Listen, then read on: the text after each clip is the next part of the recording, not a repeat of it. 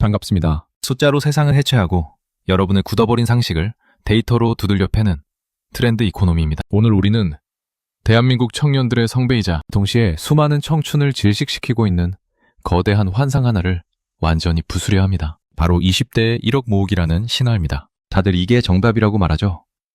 재테크 서적, 유튜브, 부모님까지 입을 모아 말합니다. 빨리 시드머니 1억을 모아야 인생이 바뀐다고요. 하지만 제가 오늘 증명해 볼 사실은 정반대입니다. 20대에 무작정 1억을 모으는 행위는 재테크가 아니라 여러분의 미래 자산 가치를 스스로 파괴하는 경제적 자해에 가깝습니다. 왜 그런지 지금부터 숫자로 낱낱이 파헤쳐 보겠습니다. 자, 가상의 인물 27세 김민수 씨를 모셔보겠습니다. 중소기업에 취업해 월 실수령액 250만 원을 받는 평범한 청년입니다. 민수 씨는 유튜브에서 20대에 1억을 모아야 부자가 된다는 말을 듣고 결심합니다. 그는 월 200만 원을 저축하기로 합니다. 자, 산술적으로 계산해 볼까요? 한 달에 50만 원으로 생활해야 합니다. 월세 40만 원을 내면 남는 건 10만 원입니다. 삼각김밥으로 끼니를 때우고 친구와의 술자리는커녕 커피 한 잔도 사치입니다. 연애, 여행, 자기개발. 민수 씨에게는 사치이자 죄악입니다. 이렇게 4년 2개월을 버티면 민수 씨의 통장에는 마침내 1억 원이라는 숫자가 찍힙니다. 31살이 된 민수 씨는 승리자일까요? 데이터는 아니오라고 말합니다. 4년 동안 민수 씨가 포기한 건 단순히 노는 즐거움이 아닙니다. 그는 20대의 유연한 뇌세포가 흡수할 수 있었던 새로운 기술, 인적 네트워크, 그리고 건강을 맞바꿨습니다. 31살의 민수 씨는 통장에 1억은 있지만 직무 역량은 4년 전과 그대로이며 사회적 관계는 단절되었고 몸은 망가졌습니다. 결정적으로 2026년 현재 1억 원으로 살 수 있는 아파트는 서울 어디에도 없습니다. 그는 1억을 얻었지만 그 1억으로 살 수 있는 미래의 기회를 모두 태워버린 겁니다. 이것이 바로 숫자가 가려버린 가난한 승리자의 실체입니다. 우리 사회는 왜 이토록 1억이라는 숫자에 집착할까요?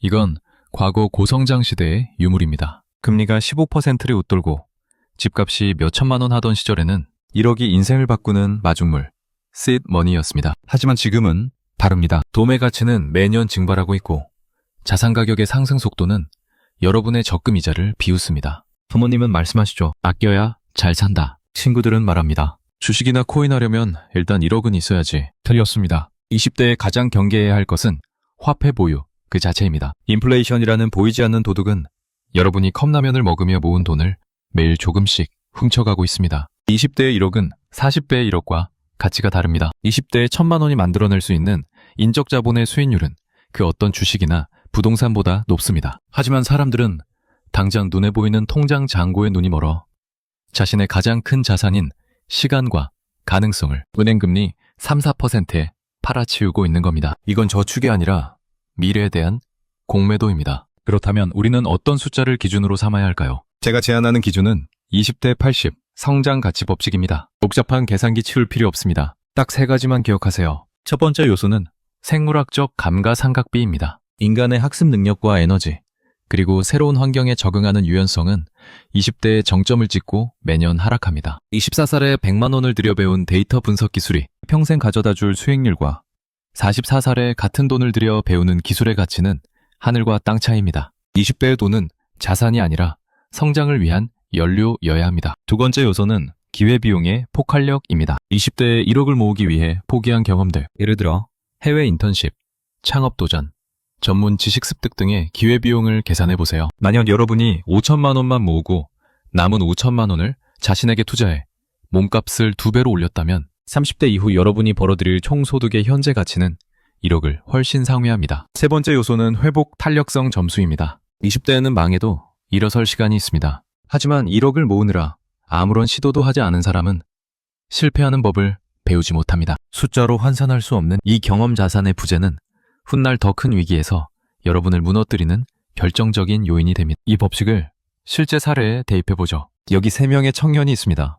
첫 번째 사례인 A는 앞서 말한 민수 씨입니다. 31살에 1억을 모았습니다. 하지만 연봉은 여전히 3,500만 원입니다. 1억을 연 5% 수익률로 굴린다고 해도 연 수익은 500만 원입니다. 세금 떼면 한 달에 30만 원 남짓입니다. 삶의 질은 여전히 최하위입니다. 두 번째 사례인 B는 투자형 청년입니다. 그는 1억 대신 3천만 원만 모았습니다. 남은 돈과 시간으로 영어와 코딩을 마스터하고 업계 유력 인사들과 네트워킹을 했습니다. 31살이 된 B의 통장에는 3천만 원 뿐이지만 그의 연봉은 8천만 원으로 뛰었습니다. A와의 연봉 차이인 4,500만 원은 A의 1억 투자 수익인 500만 원보다 9배나 큽니다. 누가 진정한 춤자입니까? 세 번째 사례인 C는 경험 자산가입니다. 5천만 원을 모으는 동안 남은 돈으로 작은 온라인 쇼핑몰을 직접 운영해봤습니다. 비록 큰 돈을 벌지는 못했지만 마케팅, 세무, 고객 응대 전 과정을 몸소 체험했습니다. 31살의 C는 기업에서 가장 탐내는 실무형 인재가 되었고 언제든 자기 사업을 다시 시작할 수 있는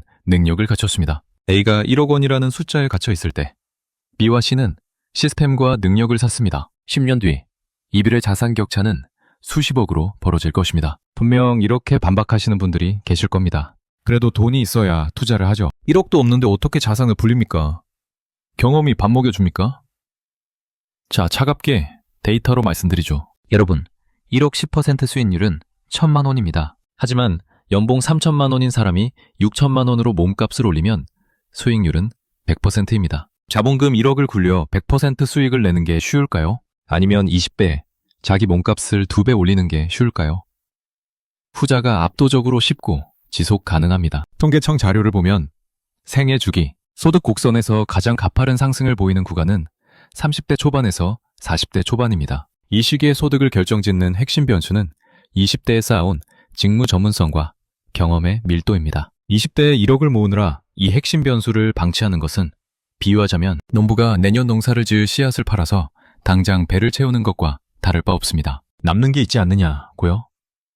네, 통장 숫자는 남겠죠. 하지만 그 숫자를 불릴 여러분의 엔진은 이미 녹슬어버린 뒤일 겁니다. 물론 모든 상황에서 제 말이 진리는 아닙니다. 숫자는 상황에 따라 바르게 해석되어야 하니까요. 다음에 3가지 조건에 해당한다면 여러분은 1억을 모으셔도 됩니다. 첫 번째, 이미 월 소득이 1,000만 원을 상회하는 경우입니다. 이 정도 고소득자라면 자기개발비를 충분히 지출하고도 1억을 금방 모을 수 있습니다. 이때의 저축은 성장을 저해하지 않습니다. 두 번째, 뚜렷하고 구체적인 사업 아이템과 실행 계획이 있는 경우입니다. 1억이라는 자본금이 사업의 핵심 인프라를 구축하는 데 필수적이라면 그것은 단순 저축이 아니라 창업 준비금입니다. 세 번째, 부모님의 전폭적인 지원으로 주거비나 생활비 걱정이 전혀 없는 경우입니다. 즉, 자신의 미래 가능성을 훼손하지 않고도 숫자를 쌓을 수 있는 금수저 환경이라면 1억은 빠른 자산 형성의 발판이 됩니다. 하지만 이 영상의 대상인 평범한 직장인이라면 이야기는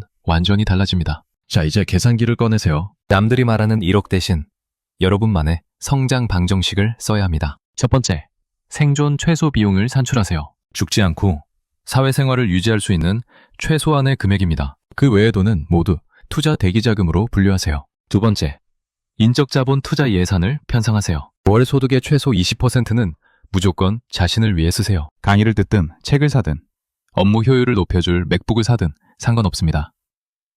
이 돈은 지출이 아니라 고수익 채권입니다. 세 번째, 경험의 ROI, 투자 대비 수익을 계산하세요. 단순히 노는 게 아니라 이 경험이 훗날 내 몸값을 높이는 데 기여할지 냉정하게 따져보세요. 100만 원짜리 여행이 내 시야를 넓혀 새로운 사업 아이디어를 준다면 그것은 100만 원 적금보다 가치 있습니다. 네 번째, 현금 흐름 엔진을 만드세요. 1억이라는 멈춰있는 숫자가 아니라 매달 내 통장에 들어오는 돈의 크기를 키우는데 집중하세요. 부업이든 이직 준비든 무엇이든 좋습니다. 다섯 번째, 1억 신호로부터 탈출하세요. 주변 사람들에게 난 1억 안 모아, 내 몸값을 1억 올릴 거야 라고 선언하세요. 심리적 압박에서 벗어나야 비로소 진짜 성장이 시작됩니다. 여러분, 세상이 만든 아름다운 서사 매러TV에 속지 마세요. 20대의 고생해서 1억 모으면 나중에 편하다는 말은 달콤한 마취제일 뿐입니다. 경제는 숫자로 움직이고 숫자는 거짓말을 하지 않습니다. 인플레이션율, 기회비용, 인적 자본의 감가상각, 이 차가운 숫자들은 우리에게 말하고 있습니다. 20배의 자산은 통장이 아니라 나 자신에게 있어야 한다고 말이죠. 전통적인 서사는 여러분을 저축하는 기계로 만들려 하지만 데이터는 여러분을 성장하는 플랫폼으로 만들라고 명령합니다. 어떤 길을 선택하시겠습니까? 31살에 1억 든 빈 껍데기가 되시겠습니까? 아니면 1억을 벌어들일 강력한 엔진을 장착한 괴물이 되시겠습니까? 결정은 여러분의 몫입니다. 오늘 내용이 여러분의 머리를 한 대 때렸다면 구독과 좋아요로 그 충격을 표현해 주세요. 다음번엔 더 날카로운 숫자로 여러분의 상식을 부수러 오겠습니다. 지금까지 트렌드 이코노미였습니다.